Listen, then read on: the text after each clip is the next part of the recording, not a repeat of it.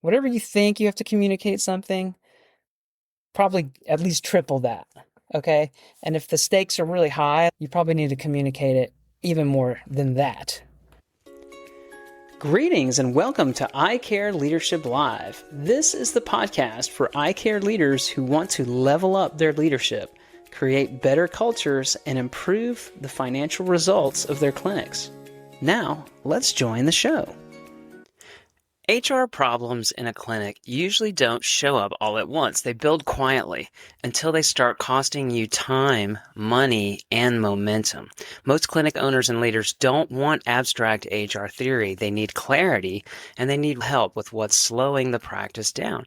If your clinic or business is dealing with hiring headaches, performance issues, or HR tasks that keep pulling you away from the work that matters, and you want a no-pressure look at where the friction is, book a free HR diagnostic call with me and we'll map out your next step. Visit seasoned-advice.com to learn more and book your call today.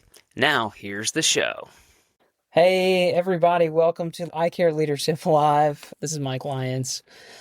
Today's show is another episode of Tales from the Trenches, and the topic is the importance of communication. I have come to learn in over 20 years of doing HR in various scenarios, various environments, that communication is a huge part of management, a huge part of your employee experience. And just a couple examples here. One is something that's kind of mundane, which is your employee benefits. I've been in situations where we had a change in benefits, and I've seen it when the benefits changed all of a sudden and people didn't know what to expect and they didn't understand and they didn't know it was coming. And so they didn't do an enrollment and it just wasn't successful. And that actually hurts your culture and it hurts your engagement, hurts your retention, distracts people from doing their job. And then the money that you're spending on those benefits is, I wouldn't say entirely wasted, but it's not as effective as it could be because people feel as though they're not getting the plan that they wanted or the plan that they thought they were getting, or they just don't understand how good this plan is that they are getting. And so communication around benefits transitions is hugely important. I've also seen it where we communicated a ton ahead of time. Hey, enrollment's coming up. This is what's going to be different. This is what's going to be the same. This is how this is going to work. This is what this terminology means. And this is how to do the enrollment. And yeah, we know we've told you this last year, but guess what? People forget things. So we're going to tell you again this year because that was just a year ago. And a lot of you didn't even use your benefits in the last 12 months. So with benefits enrollment, you just have to communicate. You have to communicate a lot. And especially if something is changing, but even if nothing is changing. So communicate a lot around benefits if you want to get the most out of that experience. And sometimes the communication, people will hear something, even if you've had the same plan for years, they'll hear something new and go, oh, I didn't realize that. I didn't realize that I could do that, or I didn't realize that we had that benefit. And so it's the repetition. Repetition is so important with communication. Side note here is, what I've experienced in the world of HR is you say it once and a lot of people don't even hear it. You say it again and more people hear it. And then you say it again and probably everyone has heard it. But now not everyone understands it. So then you have to say it again to get more people to understand it. And then maybe you say it again and people kind of understand. But then you have to say it again because people didn't believe it. They didn't really believe it. They've said that before. I don't really believe that. So have they heard it? Have they understood it? Have they believed it? Do they trust it? And so do they remember? So how many times do you have to say things for people to understand, comprehend, remember, believe? A lot. You have to say it a lot of times. I'm sure there's been studies about this. I've heard people say 7 times. I don't know that there's a magic number. But when it comes to communication on this little sidebar right here, You've got to communicate more times than you think. Okay. So communicate a lot. Anyway, back to the topic of examples. Another example, this is a big one, one that's fairly recent in my experience, is a company that had to let some people go. It happens. I'm not sure I would, it may be a layoff, or it may just be a reorganization, or maybe there was just a disciplinary thing and some people got let go, but no one knew why, of course, because we don't tell people why people are getting let go. Or maybe just one person was let go, but it was a leader, and it kind of left people wondering. People have questions. Hey, why were 6 people let go last month? Or I've noticed we've let go of we've lost a bunch of people over the last few months. Are we going to replace them? Is this company on solid footing? Where are we headed? Are we going to backfill? Who's my boss now? Who's going to do their work? All those are questions that come up. And believe me, if people feel like the company's not doing well, or maybe there was a layoff that you had to do, or maybe, whatever, that is something you cannot just communicate about one time. Not going to be good enough, because they're not going to believe you. They're not going to believe that this is that we just had to do some corrective action, right? And by the way, the worse relationship you have with your employees, the more times you're going to have to repeat it to be believed. Because if you have a low trust relationship, maybe because you haven't been visible, or you've been just so busy for the last year that you haven't really been out there communicating with your staff, or I don't know, for whatever, maybe you just don't have a good reputation. You're not you're not a touchy-feely leader, and that's okay. That happens.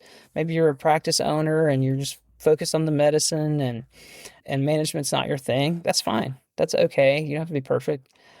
But if that's you, if you've been absorbed and stuff, like, you're going to have to communicate more, and you're going to have to pay more time and more attention to really get people to believe that, all these layoffs were just the right thing to do, and everything's going to be okay. We're not going to do any more layoffs, right? Just as one example. And you're going to have to repeat that more, okay? And so the higher the stakes of the thing you're communicating about, the more you've got to repeat it. And the more people worry. People are fearful creatures. We're designed to be worried, to look out for danger. That's in our programming. So one of your main jobs as a physician owner or a practice administrator or manager is to soothe your team, make them feel comfortable, not manipulating, but to bring them back down from DEFCON 5. Hey, okay, everything's going to be okay. I want to let you know that we're just going to get back on track here. We're going to take care of patients, and don't worry. And, you want to be honest, but one of your things is you've got to bring people down from their worry and their fear. And they don't always vocalize that. In fact, most of the time they don't vocalize their fears and concerns at all. I'm working with a company right now where we surveyed staff, and there had been a bunch of turnover, and it was pretty much known that some of this turnover was by design. And a lot of people are bringing it up in their survey. And so that tells me that this is an issue. This is an issue that needs communication. So you've got to do that. You've got to do that. How do you do that? There's a lot of different ways you can do that. Email is one way. Video. I know of a practice owner right now that has dabbled and dipped their toe into the world of video, and I think it's awesome because people like video. They want to watch a video. And it allows people to see your face, hear your voice, hear the tone, hear, how you communicate something. Does it seem credible? Does it seem trustworthy? And so I think video can be powerful if you're an effective communicator on video. Just walking around. Another way to communicate, just walk around, talk to people. Hey, I know there's been a lot of questions. I want to let you know that that stuff is behind us now, right? Or, you know what? I know that big change that we just did was really difficult, and we sincerely apologize for the challenges, and we're going to get to a better place. Walking around and showing your face for the express purpose of communicating is powerful, very powerful. I have never seen someone do this, but a podcast. Actually, I do know of one CEO that said that they had tried a podcast to their staff. I think that's awesome. You know, you can talk to your staff, you can have a guest talk about something, and it's for the people in the company, in the clinic. And what a cool concept if that's your bag of tea. One thing I would suggest, if you're going to do an email or maybe this is better for in writing, but anticipate the questions that people are going to have. If it's a benefits change, what are the questions they're going to have? If we're going to a new EMR, anticipate their questions and what are the questions that they're going to have, and try to anticipate each of them. It's a good exercise to go through, and it makes people feel calmer, safer, to know that you've already thought through the questions that they're going to have and you've started to answer them. I love that technique. I think it's important also with communication is it's not just you sending data out to people, but it's listening. What are the questions that they're having? Can we do a survey? Again, walking around and being visible. How can I gather information about the questions and concerns that the team is having right now? So remember to consume information and solicit it as much as you're sending it out, and before you send it out. There were times, when I made a policy change that I got some input from employees. And I said, hey, what do you think about this? Like, what would your reaction be? And you have some trusted people that you can ask, and they'll tell you. They'll point out things that you didn't notice.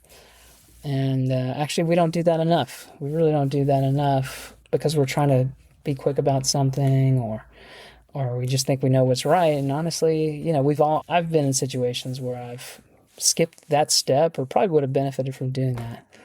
So think about getting the input from your team. Maybe you have like an unofficial employee council that you can tap into their knowledge.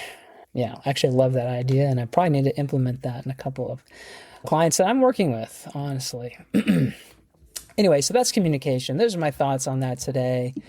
It is, I'd probably say this about a lot of different things, but communication is huge. I would say it is it's 75% of management. Honestly, it's probably 90% of management. And it's a huge part of just having employees in general. Hire great employees and communicate really well.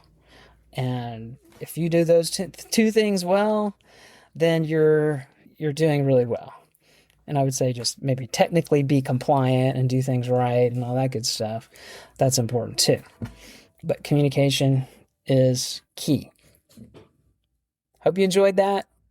If you have questions about that, or if you would like to chat about communication or get some of my thoughts on that, or run a situation by me, I'd love to hear about what you're dealing with when it comes to communication challenges. And maybe there's a change that you're going through in your clinic, or you think you need to go through, or something that maybe you've gone through it, but you feel like, gosh, we could do more to communicate about that. I'd love to hear about it. I'll put my contact info in the show notes, and we'll talk to you next time on iCare Leadership Live. That brings this episode of iCare Leadership Live to a conclusion. If you enjoyed this episode, please subscribe to the show on your podcast app and share it with someone who would value the content. I promise to bring you more guests and content to help make you a better iCare clinical leader. I also invite you to subscribe to my HR newsletter for iCare leaders. You can find information about that at seasoned-advice.com. Now go out there and lead with confidence.